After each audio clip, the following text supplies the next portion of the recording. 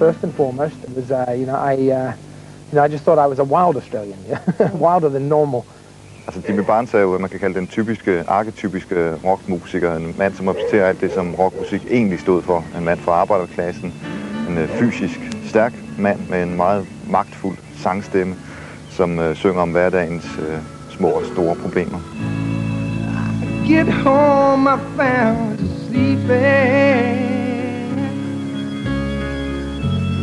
Said the words, no, are true. And I'm stone cold in love with you. Jimmy Barnes, you were born in Scotland, but you immigrated to Australia with your parents when you were a child. How do you remember that? It's sort of vague memories, really. I was only 5 years old. It's funny, I have sort of vague memories of Glasgow, and then the odd memory of being on a boat for God knows how many weeks, 4 weeks or something. But the sort of fond memories. It was all very disjointed until the first time I actually went back to Scotland. And when I went back to Scotland, it became, it all made sense to me, things that were in my past all came through. Yeah. You lived in Scotland, Australia, and now you're living in France, and you lived in the States as well. Why all this moving around? It's gypsy. The thing is, for me, wherever I can perform is home to me. I've been on the road for 25 years nearly now, and it's just natural for me to move. You don't have to wonder why now. Look at all the things you've been to me. You were son of a British champion in boxing, Yeah. and a Danish paper wrote that your father wasn't always sober. How do you feel about papers writing stories like that? Because that's pretty personal. Oh, my life is an open book. I don't. I have many skeletons in my closet. I come from a broken home. I come from a life where that wasn't perfect. But I don't think anybody. I don't care where they come from. I don't think anybody's life is perfect. And if my father had problems and he's battled with demons and all his life, and But did it affect you? It affected me. Yes, of course. But for me, it affected me by making me stronger, made me more determined. It also I managed to get out off my father. I got a lot of his bad traits, but I got a lot of his great traits too. What kind of bad traits? I tend to like to drink occasionally, and I've been known to have the odd drink. And I have a Scottish temper, and I have but I also have my father's stamina, my father's tenacity. I have my mother's love of people. So. But you never went into boxing and fighting and that sort of No, things. I'm a singer, not a fighter.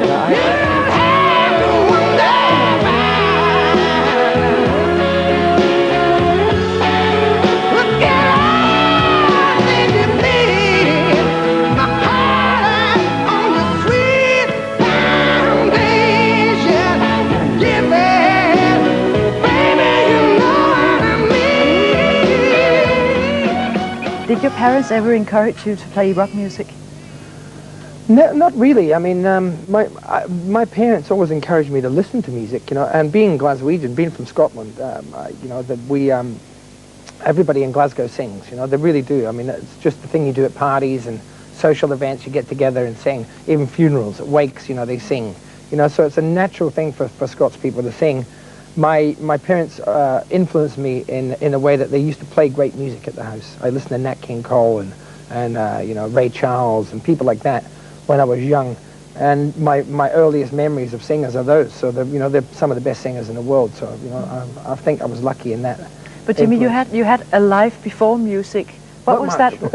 No, well, you had a life before you went professional. Yes. What did you do? Basically, I left school to join a band, really. I mean, I was at school. I joined a band Cold Chisel, who were a big band in Australia, and I joined them when I was 16. So I was sort of halfway through high school, really. And we started working, and I lost interest in school then because I was working at nights and stuff. So I ended up, leaving, and I went to, try, and my parents said, oh, you must get a real job and try and get an apprenticeship, have a trade behind you. So I went to the South Australian Railways and became a moulder, which is like metallurgy and iron moulding and things. And that was, it was hard work, and I didn't mind it, but it was just too difficult when I was working till 3 in the morning, playing in a band and then getting up at 7 in the morning and pouring molten metal, it was a bit dangerous. But did you always have a dream inside you about becoming a rock star? No, not really. I mean, I honestly can say, it was, I always sang. It's just natural for me. I didn't think it was, I didn't think it was anything that you do for a living, In 1974, you became a member of Cold Chisel, a very, very famous Australian band, and you became, not overnight, but you became a rock star. How did that feel? Suddenly everybody knew you. It was okay, in Cold Chisel particularly, at that point, I was but about 1976, 1977, we started making a sort of name in the place. And by that point, I was 21 years old, invincible, and completely crazy, So, not many people really, it wasn't like, people sort of stopping me in the street. Most people were too scared to, because we had too bad reputation. We were very wild, But, it was great. It was great, the fact that, after becoming very serious about a band and working in a band for 4 years, to suddenly get some sort of recognition for it. And, we went through the usual thing, the usual trappings of a young band, where, we got carried away with ourselves, and, we, fancied ourselves as being big rock stars. Did you like the title, suddenly being a rock star? Of course, it was great. It was very, very convenient, and it was made life easy, and it made opened a lot of doors. But the good thing about it was it opened up doors that led to new things, which weren't necessarily the, sex, drugs, and rock and roll. We sort of got that out of our system fairly early, and moved on to much more serious music. We became a lot more serious about the music we were making. A lot of fans, including myself, ask themselves, what happened to Cold Chisel? What happened to the band? Well, the band although it was a wild band, it was also a very honest band. It had a lot of great, staunch followers, people who were very dedicated to the band, and we felt that they because our fans stayed with us for so long and were so strong to us, that we had to give them the best all the time. In about 1982, I think that was when first time we played in Copenhagen, was 1982. On this tour, we also did a lot of dates in Germany, and at that point, I felt the band was starting to hit the peak and get over the hill. It was still, our standards were very high.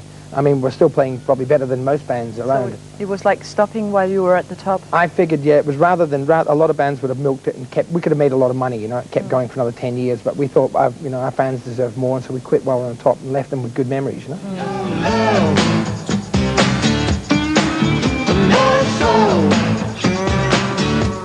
You wanna make love, you got to have soul. Do you still feel that wild side about you? Yeah, I guess so. I'm obviously, I'm 39 years old now. I'm not doing the same things I was doing when I was 18, and if I was, I'd be an idiot. I've obviously changed and learnt a lot, but there's a certain thing about when I go on stage that, the certain thing that just goes out of control that is part of, my It's not something you act, it comes natural. No, it's just something that's natural for me. Yeah. I think it's part of the style of singing I have, part of my character, and it's the having this opportunity, a window in the day, 2 hours a day where I can go completely crazy and, get everything off my chest, love, hate, fear. I'm very lucky to be able to do this. It's like therapy. Not many people can do that. Yeah. We know you as Jimmy Barnes, but you're also Barnsey. Who's Barnsey? Barnsey, that's what Good old my Aussie fans call me Barnsey. No, it's just something, like I said, my image as such has never really been, I have never really been a pop star. People have always sort of, one, either been scared of me, or two, felt like I was their mate, they'd come up and say, hey, Barnsey, how you going? Come and have a beer, mate, So everybody in Australia really, I think people relate to me. The average person relates to me because I've always tried to keep, because I'm no different to anybody on the street. If I was a butcher, I'd want to be the best butcher there is. If I'm a singer, I want to be the best singer. And it doesn't matter what you do, we're all the same, You just got to try and do it well. So people relate to that, and so people treat me more as a friend than anything else. You are a celebrity, you're rich, you're famous, but still a good old working class man, people say. Is it true? I think, my roots, my working class roots as such, are something that would burn into my soul, being brought up from a working family, a struggling family, a broken home, not being able to go to school because you couldn't afford shoes, starving with your family and sharing with your family, and it just drew us very close together. And those sort of things, they stay with you forever. It's not something that because you make a bit of money you forget about. But does it mean you don't live like a celebrity today? No, I do to a certain extent. I have a very comfortable life, I have a very good life, but I don't drive around in limousines being untouchable. I don't have bodyguards beating people off me. No. I think if people want to come and talk to me, they should be able to.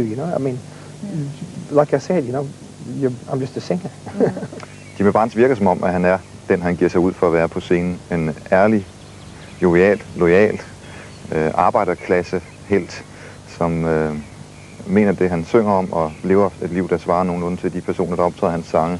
I try and keep my lyrics fairly simple so that people can relate to them to their own situations, I mean, I have songs about, my own personal fears, my own doubts about myself that I'm sure other people relate to. I have songs about, young love. I mean, a lot of people, when you're 17 years old and you're in lust or in love with someone, it's easy for people who are older to sit back and dismiss it as nothing.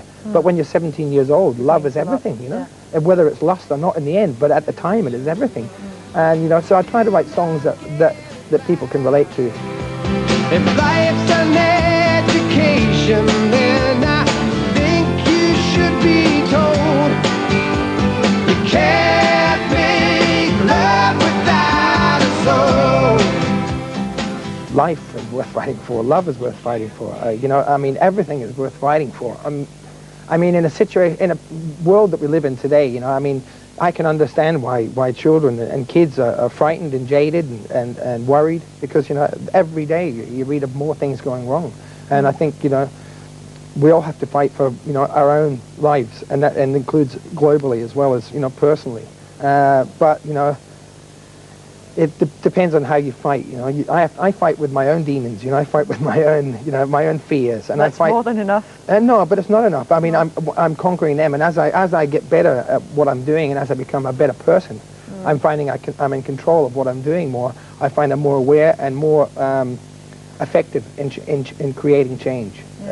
You have to be on moving forward to create change. But would you ever go out and do like you two did, for example, live on air from Sarajevo when the war was going on in Yugoslavia? I mean, it depends how you use it. I mean, you two copped a lot of flack over But do you like that kind of... I like technology. Yeah, yeah. I love the technology that was involved. But that's one I side. don't know about the honesty of it all. I mean, I remember I read a story about Bono and Wembley Stadium crossing to Sarajevo, and these young girls said, what do you know about Sarajevo? You're sitting at home, you're rich, and he cut them off. Yeah.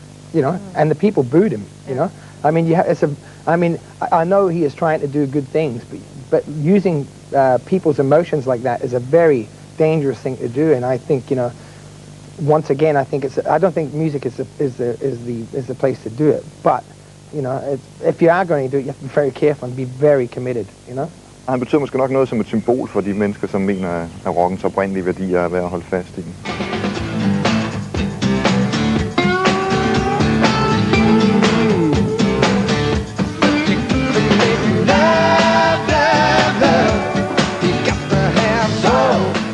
Jimmy, you're a rock star and you are a father to 4. How do you make that go hand in hand?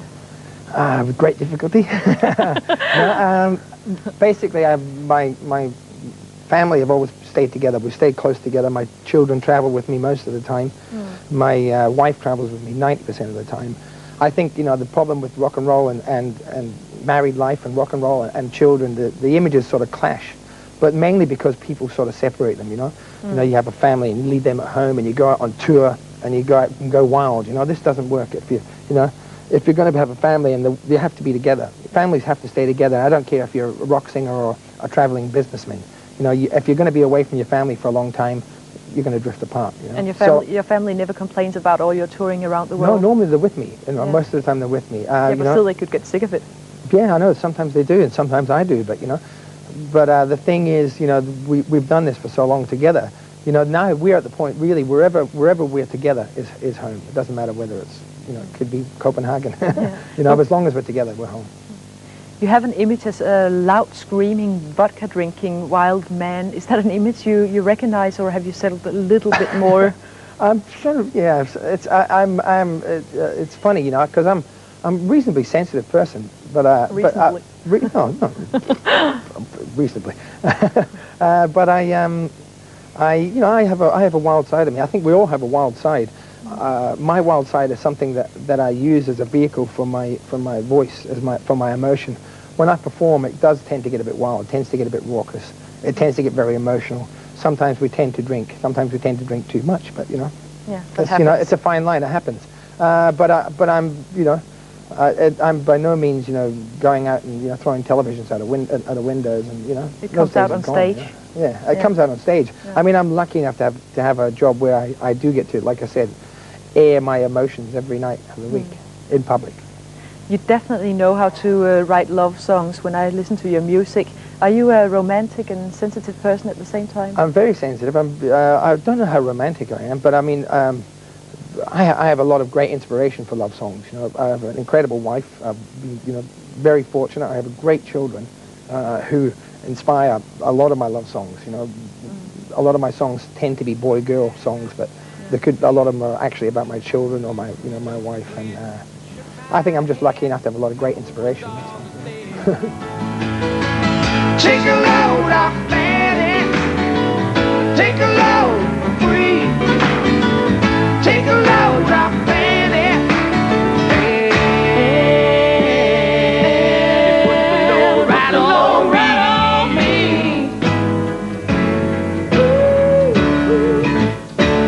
The live performance is everything for me. You know, recording is a vehicle to perform live. So you'll go on forever and ever and ever? Yes. Yeah. We know that, as you said earlier, that you like a drink of vodka every now and then. Do you think about your health? Do you exercise and go to the fitness club? Yeah, no, I don't go to fitness clubs, but I work out and I'm very healthy. I also have the constitution of a horse. Yeah. You know, I'm extremely I'm lucky that I, you know, I mean, I've gone to doctors and had, you know, physicals for, you know, for insurance for touring and stuff like that. Yeah. And they just say, we don't believe you. You know, I have the heart of a, you know, like Phar Lap, a famous Australian racehorse, had an oversized heart. So, but I have a good, you know, but I do try and keep fit. I work out. You know, I ride a bike. I did karate for many years. I play football all the time. You know, I do weights. You know, I swim a lot. So I think it's important to. I think it's important to be able. You know, it's great to have a vision of having this energy, and you get out on stage and fall apart. It's no good. You know, you have to be able to have the strength to get through. You know what you're trying to put across. You've been in Denmark a few times and played concerts here. What do you think about Little Denmark? Little Denmark's big. It's good. No, I have a great time here. I think, you know, they have a great sense. They like rock and roll, you know, which is you know, really sensible to me. They seem like great people. They're really pretty easygoing, happy-go-lucky people. Incredibly good-looking. You know, I mean, as a race, I mean, overall, I think there's a lot of great-looking people here. Well, say that to the camera. Good-looking people in Denmark. No, there are. I just can't believe it. I mean, I was sitting in the mall, you know, in the walking street, and I just see that, you know, a lot of people walking past, you go, Christ, they're good-looking. Yeah. You know? So, you know, I mean, that's great. Tourists. I don't know, but it's fantastic. I mean, I think it's, you know, it's obviously a very clean, very healthy place to live, and you know, it's a great place to come and play. I love it. You know, I really enjoy coming here. You've played with the very famous names. You played with Tina Turner, Bryan Adams. You played with Joe Cocker, and so on, and so on. But still, you have been like a kind of a anonymous person in many countries, even though you sold more than 8 million albums. Do you think it would have been different if you were American? No, I think it would have been different if I was prepared to play the American music game, which is for me. See, I've had problems in America with record companies because I'm a bit too honest. I don't like being treated as a commodity. In America, they tend to treat music a bit like McDonald's. You know, musicians are commodities that they sort of buy, change, sell, package, you know, manipulate, and I don't like that. I think music is art. Music is emotion. Music is expression. It's not something that people package, and I told the record companies, and so that didn't go down very well. But so I have a problem with that side of the American music industry. I mean, there are great musicians there, there's some great players, there's some great people involved in it, but as a whole, it's very much a marketing exercise, which I think is totally wrong. Go down, Miss Moses, ain't nothing you can say. It's just old Luke. Luke is waiting on the judgment day. Hey, Luke, my friend, what about young Anna Lee? Said, do me a favor, boy, won't you stay and keep Anna Lee company? Take a load off Fanny. Take a load free. Take a load off Fanny. And put the load right on me. I think with music, you know, it's, all forms of music, people say, you know, I like rock music, I like dance music. I think you shouldn't really You like a bit categorize of yourself. everything. I like music. You know, and sometimes, you know, with certain types of music, including rock, you have to wade through a sea of rubbish and find the jewel. But it's worth doing, you know. And you got a lot of jewels in Australia. Australia is actually very known on the world map for its music. I mentioned names like John Farnham, Midnight Oil, Crowded House, Diesel, AC/DC, Bad Loves, and Kylie Minogue. In Excess, yeah. In Excess, yeah. Let's the not vinyls, forget yeah. In Excess. What do you think about Australian music? Australian music's very lucky to be in the position that it is. I mean, we have two things going for us there. The isolation, which is a great benefit and also a great drawback. It's one of the reasons you don't know about many Australian bands as well as you could, because it costs a lot of money to come. But the great thing about the isolation is bands get to work there without anybody else knowing about them. They get to hone and refine their craft and become better at playing live, become better bands, you know, get all the bugs out and then hit the world. So it's a great place to play. We have one of the strongest live scenes in the world, you know, many clubs. Yeah. I mean, like anywhere in the world, at the moment it's probably suffering a little bit because of recession, but it's still, you could go out in Sydney or Melbourne and take a choice of, you know, 40 bands, you know, any night of the week, or, you know, Monday night, what do you want to go see? There's a list, you know. Yeah. But you So also have a tradition after work, you go to a little pub and there's a band. You don't see that much in Denmark, for example. No, you don't see it very many places, you know. I mean, like in America, for instance, once again, a lot of bands pay to get a gig, you know. They pay the club to let them play, you know, which it's outrageous, you know. Han lider af de laster, som ifølge overleveringen hører rockmusikken til, for eksempel et stort forbrug af vodka og cigaretter. Men han er også en musiker, som forsøger at forene karrieren med familielivet. Han har 4 børn, og det gør han ingenting for at skjule, nærmest tværtimod, og det synes jeg egentlig fortjener alt mulig opmærksomhed, fordi det er sjældent, at midaldrende rockmusikere går ud og fortæller om den slags, i stedet for at fortælle om smarte biler og hurtige piger, den slags. Det synes jeg er sympatisk. Jimmy, I know you don't want a drink, but can I offer you a banana or Thank you very much. grapes? I'll take a grape. Thank you very much. Thank you. Cheers, mate. Tak. Baby, you know what I mean.